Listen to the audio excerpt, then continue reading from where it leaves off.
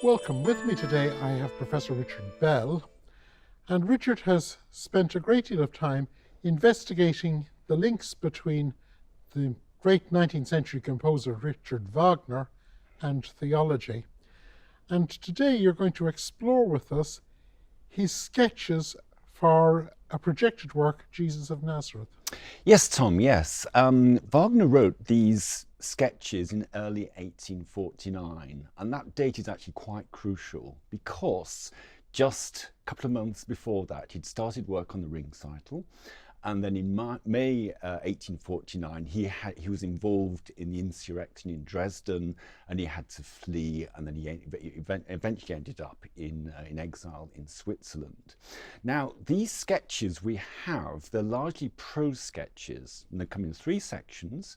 The first section is the outline of a drama in 5 acts, and it looks as though he intended this to be an opera.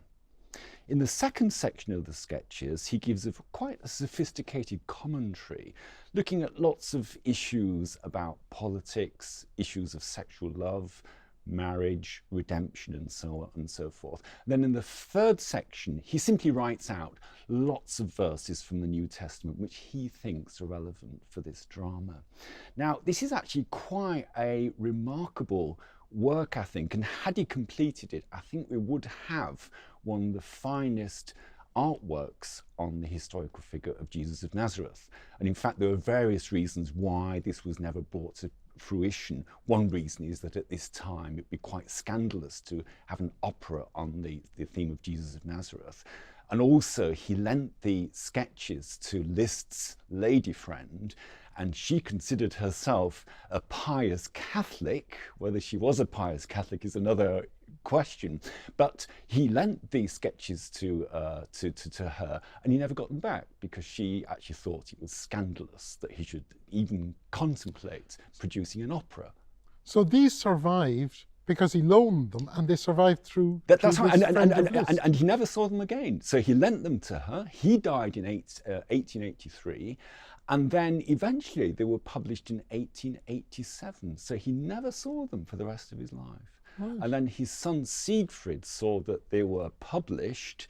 Interesting, this year, 1887, was the very year in which she died, and then they were published. Now, I think one could do some great things with these. We only have one musical sketch, and that lasts for just 11 bars. 11 bars is a couple of minutes. Yeah, even less than that. Got virtually nothing there. But what you could do is produce an audio play. So he's given the outline of the drama. This is terrific drama. So for example, it starts with Barabbas and Judas Iscariot together plotting an insurrection. And they want to exploit the fact that Jesus is very, very popular in Galilee and in fact the whole of Israel. And in fact, you look at that scene and Wagner says, it is night. And you compare that to the prelude to Twilight of the Gods, Act 2, and it fits perfectly. And in fact, in Twilight of the Gods, Act 2, what you find at the beginning of that act is Hagen and Alberic, two very, should we say, dark figures who again are actually plotting to get world control. So in fact, there's a perfect correspondence there. So if someone were to fill out these sketches, so in a way, there's a work waiting to be written up called the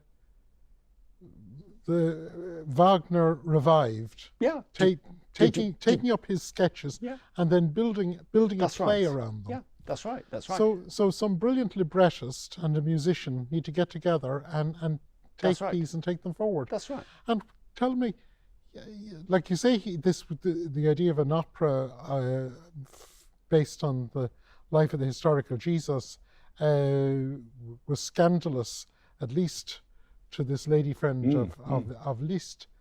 But of course, since then we've had Jesus Christ Superstar. Yeah. And we've had the Life of Brian. That's right. So which is it? Is it like, how does it relate? If you think of these two, the Life of Brian laughing at the sort of overly pious magic vision of religion, and Jesus Christ Superstar presenting a very strange image of Jesus. What sort of image of Jesus does do these sketches present? Well, it's a fairly serious image. I can't say there's much humour in these 5 acts. And in fact, I would just say that if someone were to produce this audio play or even a stage play, it would be far better than anything we have. The drama is absolutely terrific. I mean, can I just give you another example? Okay. There is a scene, for example, where we've had the Last Supper. Mary Magdalene has anointed Jesus at the Last Supper, knowing that he is to die. Now Jesus then leaves. Okay, so he's conflating various. That's right. That's right. Jesus then leaves. He goes to Gethsemane, and then Judas Iscariot comes in and is alone with Mary Magdalene, and you can probably guess what's going to happen. Judas is overcome by her beauty. And he says, I'll do a deal with you, Mary. Give yourself to me, and I'll refuse to I'll give up this plan to betray Jesus. And so she's torn. Can you imagine the drama in this? Absolutely wonderful. Yeah. And she says, no, I have to be true to the teaching of Jesus. And so she says, no, I cannot give myself to you. Okay. And so Judas then goes off and then betrays. So in a way, Wagner, he like, this reminds me of many of the sort of apocryphal gospels from the early Christian period, where they fill out bits of background for Jesus, or they take an incident and then they build a whole picture. Yeah. So in a sense, Wagner is behaving like some of these early apocryphal gospels. Yes, yeah, that's right, precisely.